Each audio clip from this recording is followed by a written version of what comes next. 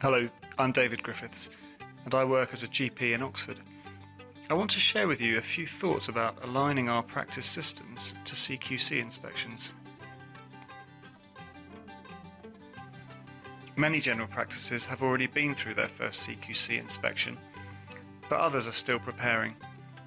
As a busy GP myself, I know how important it is to make sure that we benefit as much as possible from the huge amount of effort required to prepare for a CQC visit. We have no choice but to do the homework, so rather than performing a tick box exercise, it makes sense to use the process to help deliver real improvements for our patients and our staff.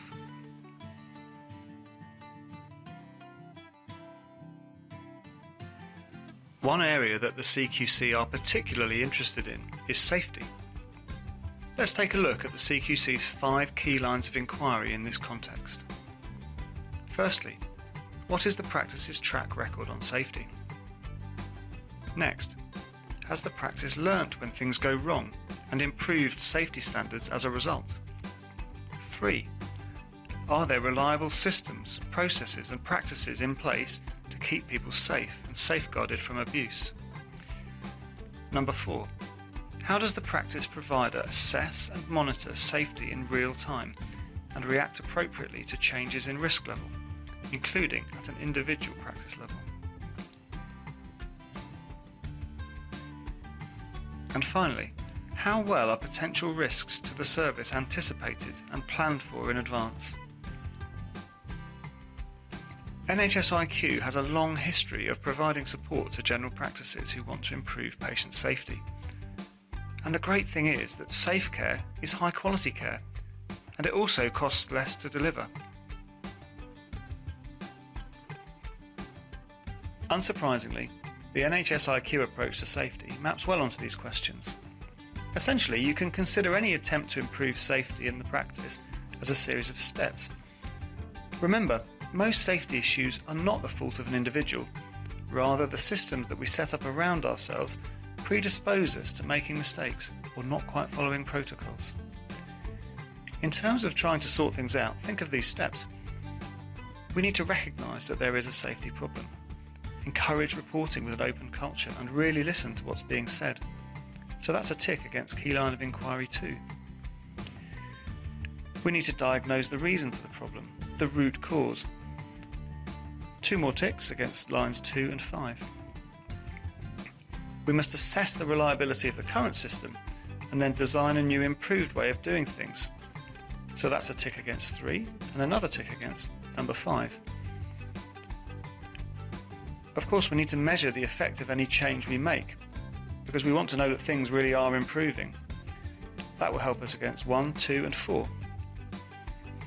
And finally, and throughout the process, we need to engage the whole practice and its patients in improving the way we work. We know that engagement is massively important to change, and this covers all the key lines of inquiry. So now that we've looked at this NHS-IQ approach with this particular perspective, you can see how the steps we take could help with the preparation for a CQC inspection.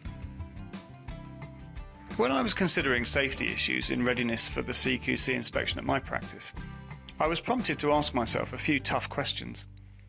I won't list them all, but take a moment to think about how you would answer these examples for your practice. Do we record all medication errors? Should we? How would we do it? What would we do about those we find?